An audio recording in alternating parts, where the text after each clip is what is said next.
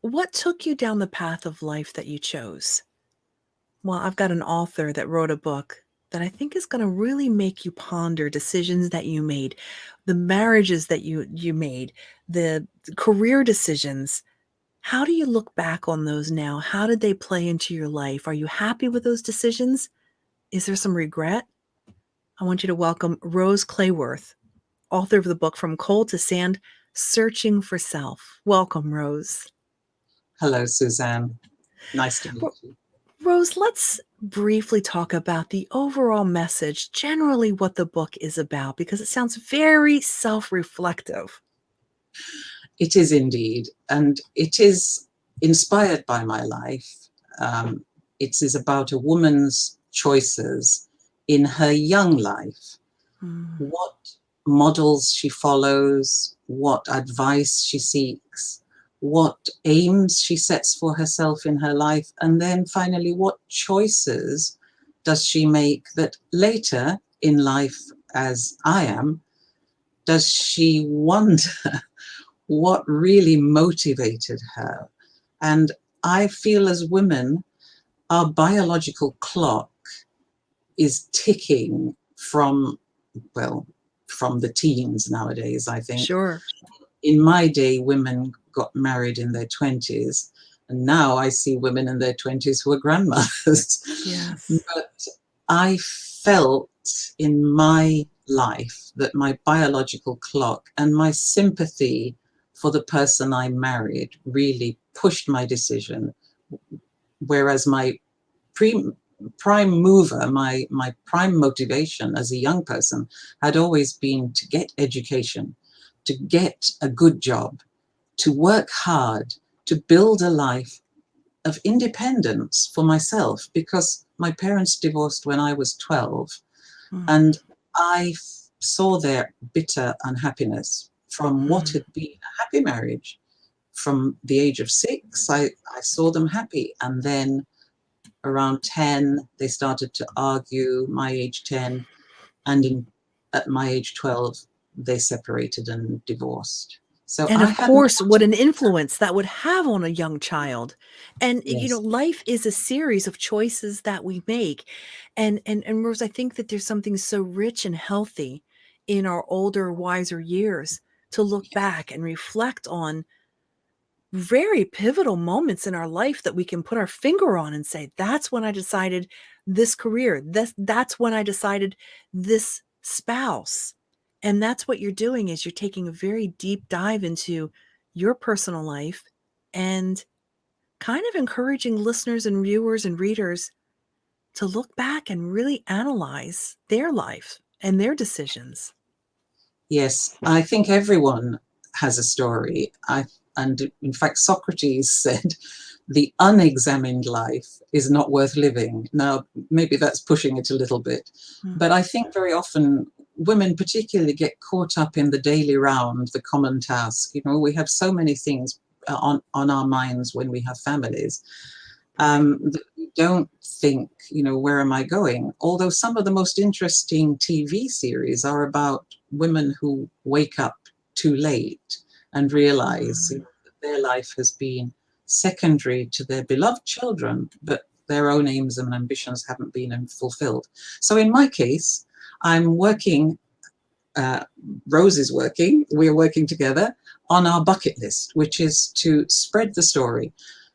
When in doubt in a decision, leave it out, is Mm. my epilogue in the book. And if you make a mistake, you can change it. And Anthony Giddens, a famous sociologist here in the UK, has said, we build our own Alcatraz. If our life feels like a prison, we have to think, what has been our role in constructing that prison? Why have we ended up in a prison?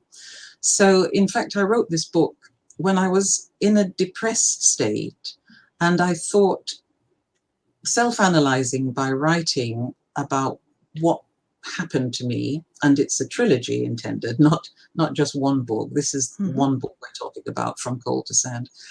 I thought, as in all of us, our early lives have perhaps the biggest impact on us, particularly those very early years from up to 8. And Well, in because a fact, lot of those relationships are being modeled for us for better or worse. yes, yes. We know that if monkeys are left alone, they've been abandoned or their mothers have been shot, and little tiny monkeys have no loving contact, they cannot form adult relationships. And it also has been researched in children too. It's the same kind of thing. So as Rose, had a very happy early childhood, but a very traumatized teenage. My mother was disabled with rheumatoid arthritis from the age of 35. In fact, when she had my youngest brother, I have two brothers, one slightly younger and one much younger, he was born to an already crippled mother. The birth was very difficult, and her doctors were very worried about her. She stoically brought up all three of us with financial assistance for my younger brother and me from my father. But I saw that her life was really terrible, and I didn't want to do the same. I wanted to be independent, to have my own money, because that had been one of the argument causes in my mother's marriage.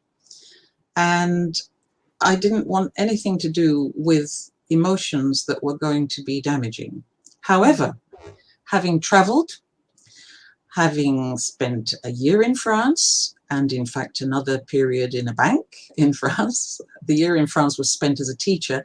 And this book may be of interest to ESOL teachers, Mm. teachers of English to speakers of other languages, because I do document in detail, not too much detail, but how one can travel as an ESOL teacher. It is in fact a very popular profession now. When I started in the 70s, I'm one of the dinosaurs of ESOL. There were very few books even on the shelves in Foyles in London, Charing Cross Road. And now, I've retired, Rose has retired as a trainer. And Mm. I've been very pleased with that part of my life. But Rose goes to France. She enjoys her work. She has an established position in London in adult education, which pleases her more than teaching children, because she doesn't have to discipline the adults.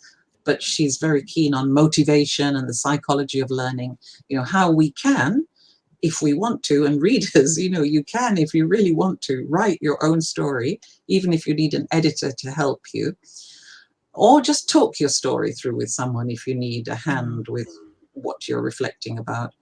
Um, she meets a young man, as we all do, and after 6 years together as just a couple, he leaves for the Middle East to make his fortune, a sort of Dick Whittington story. Mhm, that's And where it starts.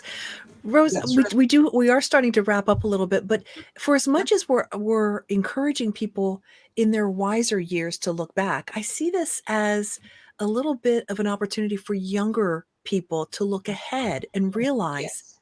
that they do have choices and they're very uh, important at each decision. So, in about, just 30 seconds or so, what Okay. encouragement would you give to a young woman who's on the brink of these big decisions and these forks in her road?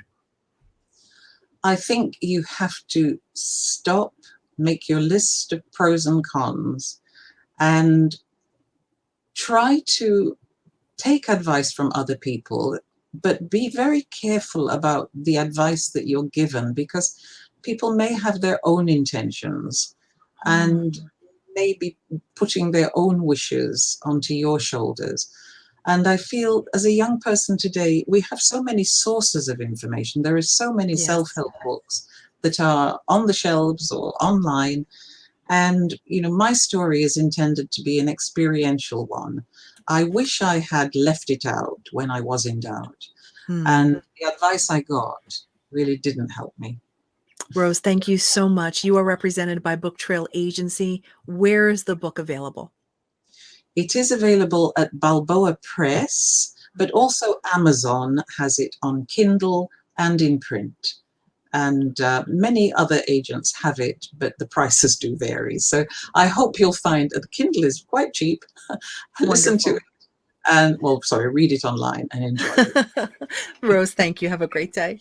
Thank you, Suzanne.